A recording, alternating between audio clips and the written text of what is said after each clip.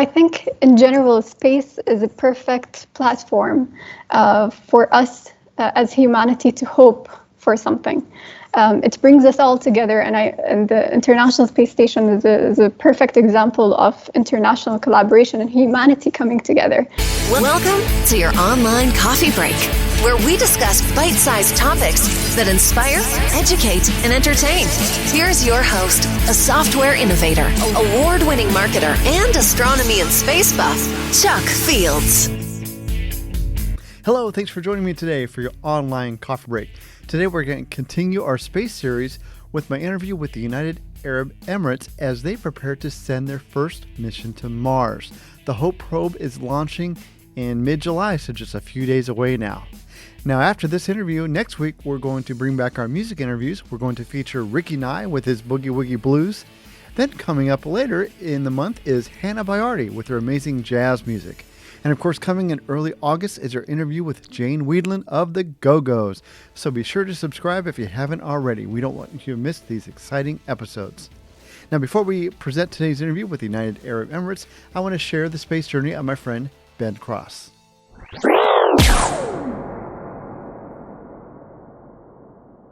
Hey, what's up, everybody? My name is Ben Cross with Glimpse Video. You can check us out at glimpsevideo.com. So I got most interested in space when I was a little kid. We were chilling out in Three Rivers, Michigan on my grandparents' lake. And I remember it's in the middle of the country, so there's no light pollution or anything. So you can see all the stars, perfect as day. And I remember seeing a satellite fly over for the very first time, and it was almost like if anybody has seen that movie October Sky with Jake Gyllenhaal, and he sees Sputnik for the first time, and he's just blown away. I almost had that same feeling, and I was like, wow, things are floating and going over our heads, and we don't even know. And it was just such a magical moment of feeling a lot smaller than what I was at a young age, which kind of inspired a lot of momentum into my adulthood. I think what gets me most excited about the future of space exploration is that we're ever getting closer to where laymen such as myself, who know nothing about being an astronaut, have the potential to go to space just to visit and tour. I know I've seen tons of things, whether they be fake or not, about like space hotels and this and that, and it just makes me think of Star Wars, which is one of my favorite movies, and it's a lot to wrap your head around. And I think one of the coolest ideas that I have is when we can do business transactions from a space hotel. That will be the day when it's just like, oh, this is so cool. Your space journey. Thanks, Ben, for sharing your story. Folks, we'd love to hear from you. If you'd like to share your space journey with us, just give us a call at 317-862-4700, or you can email us an audio or video clip. Just send that email to info@yourSpaceJourney.com. Now on to today's amazing interview with the United Arab Emirates as they prepare to send their Hope probe to Mars. As I mentioned, this mission is scheduled to launch just a few days away in mid-July. Now, the Emirates Mars Mission, EMM Hope probe, will be the first probe to provide a complete picture of the Martian atmosphere and its layers when it reaches the red planet's orbit in February 2021. The Mohammed bin Rashid Space Center, based in Dubai, is managing, developing, and executing all stages of the program. Joining us today from the Space Center are Ayesha Sharafi, the EMM lead for the Spacecraft Propulsion Subsystem, and Mohsen Awadhi, the EMM lead mission systems engineer. Online coffee break. Marhaban, thank you so much for joining me today. Really appreciate it. Thanks for having us. Good to be with you. It's an honor to speak with both of you. Now, I understand that the Mohammed bin Rashid Space Center was founded in 2006, and it's home to the UAE National Space Program.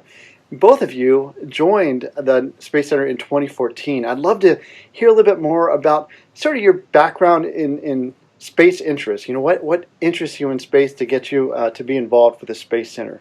Ayesha, can we start with you? Yeah, sure. So Actually, me and Mohsen, we both joined the center on the very same day. Yeah, and to me, space was something that was just unthinkable, and it's never thought of space as a career option.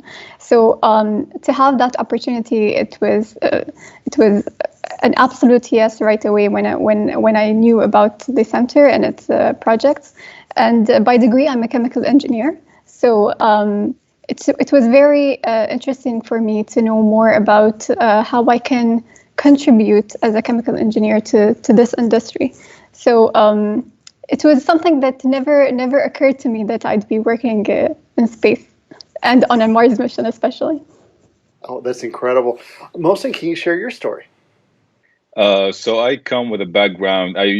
Before I joined MBRC, I was working as an licensed aircraft engineer in one of the airlines here in UAE. And as Ayesha said, like I heard of MBRC back then, but I knew like they do with satellites and stuff. So I never thought I have a chance with them. When I joined MBRC, I was working on a program that they had back then. It was a UAV, an unmanned aerial vehicle, basically. And that was my way into the Space Center, basically. And at the same year, they announced the Mars mission, and they told me, "Do you want to work on a mission to Mars?" I'm like, "Yeah, sure, let's do it." So that's how it started for me, basically, with my basic knowledge on some systems engineering. And they needed engineers to work on this mission. I got lucky. I was in the right place on the right time, basically, for me. Well, those were both wonderful stories. I appreciate you sharing those. Let's talk about this wonderful mission, the HOPE probe, the Emirates Mars Mission. I understand that the HOPE probe is going to sort of provide a complete picture of the Martian atmosphere. Can one of you give us sort of just a general overview of the goals of the HOPE probe? This mission, I mean, looking at it, we have different views to it. So yes, one of the objectives that we can see is going to Mars and doing science on Mars, basically. So some requirement that we got from the government is, okay, you guys go to Mars. First, we don't want you to do something that has been done previously. So what does that mean? We have to come up with something unique. And basically what that translated to for the science community is that we have never studied Mars on each single day. Like we have a broad picture, like we know what happens, like let's say at 3 p.m. every day, but we don't know what happens like the full one day on Mars. So that is like the approach the mission took is, okay, let's do this mission, but let's also contribute, not just do something that has been done. So that is one of the objectives basically for the science community, at least the way I see it. The other main or the bigger objectives to me, at least as an engineer, is basically Ayesha and myself and the other engineers is learning and being able to work in a mission complex as EMM that is going to deep space. With Ayesha was a first graduate. I came for a background that had nothing to do with the space, but basically showcasing that it's possible. Like, true, we don't have what it takes when it was back to the studies, at least the way we thought, like we'd never studied anything to do with space.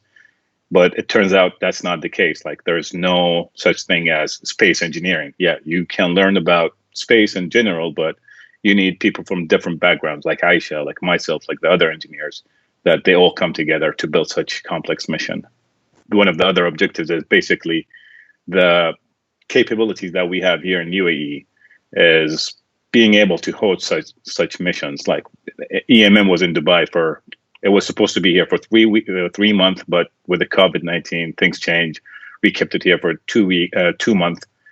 We did different tests on it. We did different operations on it. And basically that is an objective, is to have such a mission being worked on here in UAE and that we have the capability to do so. I think that is wonderful. Now, this is an incredible mission, and I couldn't imagine, not coming from a space background or even coming from a space background, of designing a propulsion system to get the probe to Mars. Now, Ayesha, I understand that is what you've done, and this is going to be amazing. It's got to get up to a cruising speed of 121,000 kilometers per hour, and then as it approaches Mars orbit, using star trackers to get there, it decelerates to about 14,000 kilometers per hour. and then stabilizes in a Mars orbit, I think, of 55 hours. What was it like designing a propulsion system for that? Oh, it was incredible. I still can look at these thrusters and just stare at them. Going back to the center, before the Mars mission, the Mohammed Space Center's focus was on Earth observation satellites, and a lot of these Earth observation satellites never had a propulsion system, or one of them had a propulsion system that was an electric type. It was a technology demonstration. So the center itself never had a dedicated propulsion engineer. So one of the things that this mission brought with it is the propulsion knowledge that we gained from this project. And, the propulsion system itself is a monopropellant. It's a pressure-regulated monopropellant hydrazine system. We're using hydrazine as our fuel. And hydrazine is taking around 800 kilograms of the spacecraft's weight. It's more than half of the spacecraft is just fuel. The spacecraft weighs around 1350 kilograms, and hydrazine is 800, and we also have helium as our pressurant for that system. The system itself has 6 main engines. We call them the Delta V thrusters, and we have also 8 smaller 0.9 newtons engines. These are our reaction control system thrusters. These are the thrusters that we use for roll control, and we can also use them for attitude control if we want to. So the propulsion system itself, we will be using it, to correct any trajectory after separation from the rocket, and also for the most critical operation, which is the Mars orbit insertion. And it's a 30-minute burn. We will be using our thrusters to get into our orbit. We will first get into our capture orbit. Our capture orbit is a 40-hour orbit. It has a periapsis of 1,000 kilometers and an apoapsis of around 49,380 kilometers. So we will be staying in our capture orbit for some months. We will be doing some it's the closest we will be to Mars. So we will be doing some of our observations and some of our instrument checkouts, and then we will be moving to our science orbit, which is a 55 hours orbit. That is incredible. Now, Mohsen, I understand that you just returned from Japan, where you're able to sort of, I guess, make sure that everything is going okay on the launch pad, which is where the Hope probe is going to be launched. Can you tell us about that experience? What was it like for you to go there and to see the spacecraft you've been working on the pad getting ready for liftoff? Yeah, I mean, every single time I see the spacecraft somewhere, this becomes more real, if it makes sense. Like in the beginning, it used to be back in 2014, it was all on paper. Sometime in about 2016, we start seeing parts. 2017, I still it's just unreal. Like, it's a thing until the day we launch. This is just a dream. So seeing it in Japan for sure made me realize, okay, this is actually real now. It's here. It's sitting next to the launch vehicle, and it will be integrated to it really soon. And being in Japan, it basically brings it one step closer to how real this mission is, to me at least, again, because this is such a unique thing for me to be part of. And again, as I said, I think till the day we are launching, I think it will be unreal. Even after that, probably it will be like a really nice dream. That would be incredible. Now, I understand it was actually the goal of the UAE's federal government to get a probe to Mars in time for the 50th anniversary in 2021. So this Hope probe is going to reach Mars orbit February 2021. I was just wondering, when do you expect to start getting the actual data back? When does the science mission start, and how long does it last? So, we start by, as Ayesha said, sometime in February next year, 2021, we'll be doing the MOI. We'll be entering the MOI, the Mars orbit insertion. And about a month from that, it's when we transit to the phase, the science phase. So sometime in March, we are in the orbit that we are ready to do science. So as soon as we get there, it's when we start collecting data. And what we will be doing is before we have an SDC, a Science Data Center, which is in Dubai, and the Space Center, and Mohammed Rashid Space Center, basically, where the data will be released. So the first step would be receiving those data. The science team that we have will first validate those science data, and then once that is complete, we will release them. I don't have a good approximate of what would that take, of how long would it take them to get it done, but I would imagine a 3-month, 6-month kind of timeline for them to validate these data so they're out in the public. That is going to be wonderful. Now, Mohsen, you mentioned just your excitement of seeing the probe at the launch pad in Japan. Ayesha, what are you feeling as we approach this July 15th launch date? It's coming really fast. I'd love to hear what you're feeling, and then sort of what is the atmosphere in the Emirates in general? How's it being received? Yeah. Personally, it all feels surreal in a way. I never really thought that I'd be working on something like this. I sometimes stare at the spacecraft and I'm like, wow, it's going to Mars. It doesn't it sometimes clicks to me. You get so immersed in the work that you sometimes forget the actual objective, which is, it's going to Mars. We're getting excited, a bit nervous, I must admit, but mostly excited. People here are so excited. There's so much excitement waiting for the launch date. So we can't wait, and I hope everything goes as smooth as it can be. Well, I tell you, we are certainly rooting for your team. We think it's amazing. I would like to talk about just this team in general, because I was intrigued to learn that the EMM team is 100% Emirati, which is awesome. It's also 34% female, and in fact, I understand the science team is 80% female. So, Ayesha, back to you. What advice would you offer to young women around the world who want to pursue a career in science? What would you say to them? Yeah, so going back to the objectives of this mission, we always say that, Mars is a mean for a bigger goal. It's not just about getting to Mars, it's about inspiring the youth in the region. It's about inspiring the youth to get excited about sciences and STEM in general.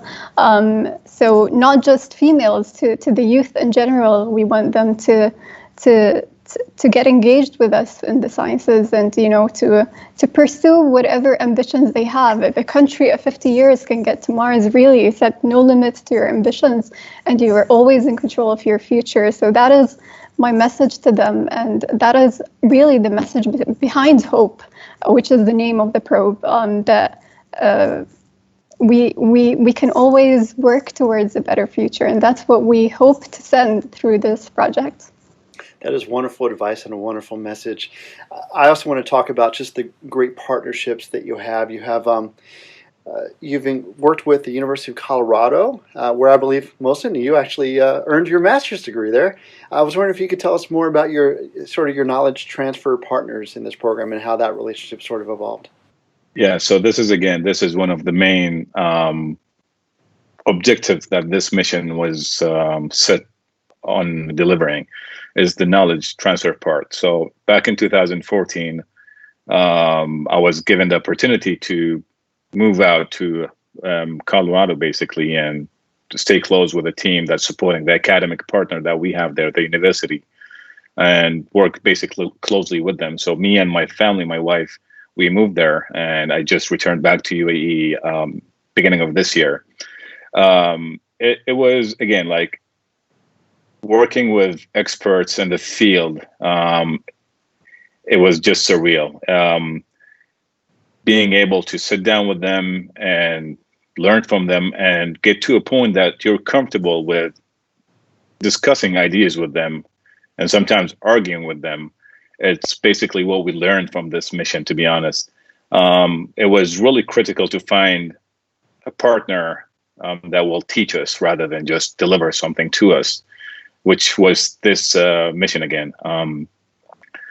It was at times really difficult. For example, they would give me, for like the plan to protection job was laid to me, like I was the sole responsible of it. And it was something new for the mission, for the university, and for my whole country. Like, we don't have a planetary protection officer. So it was understanding what it takes to find the resources that you need, and the partners that you would need from NASA, from ESA, from JAXA now, COSPAR, all of those different entities to show them what the mission is doing. And this is just for the planetary protection aspect of it. So yeah, I mean, this mission, I learned a lot from it. Moving to the US for 5 years for sure did help me a lot. And then as you mentioned, I earned my master's degrees in aerospace engineering. I graduated in December 2019, which was a bad timing to study with the workload that was happening. There were quite hard nights, but yeah, made it and in a really good place now. Happy with that all done. But yeah, it was a really great experience that, again, I feel like super lucky to be able to have gone through it. Well, congratulations. I didn't realize you got your degree so recently. So that's fantastic. Yes. On that. I do want to ask in general, the world is captivated by Mars. As a matter of fact, the UAE is working on the initiative for Mars 2117 to establish a human colony on Mars. What do both of you think, just what fascinates us so much about the planet Mars? To us, Mars is like a cousin in a way. We believe that once Mars was very similar to our planet. It had water, and all of that was lost, and now it has a very, very dry atmosphere. So understanding Mars, I think, is going to help us understand our planet better, and exploring a world that is far, a planet that is far yet so similar, can give us so much insight. And also, I think in general, space is a perfect platform for us as humanity to hope for something. It brings us all together, and the International Space Station is a perfect example of international collaboration and humanity coming together. So if we can all work together and understand a different planet and what happened there and how it can help us understand Earth better, I think that is the reason that drives us behind exploring Mars, and it's the reason behind our curiosity about Mars, is trying to understand what happened and whether it can happen here on Earth, and how can we all work together towards making a better planet for humanity. It's beautiful. Well, we just want to, again, extend our congratulations and best wishes to your team for the Hope probe. We're wishing you the best of success. Ayesha and Mohsen, shukran. Thank you so much for joining me today. Really appreciate it. Shukran, Chuck. Pleasure talking to you. Online coffee break.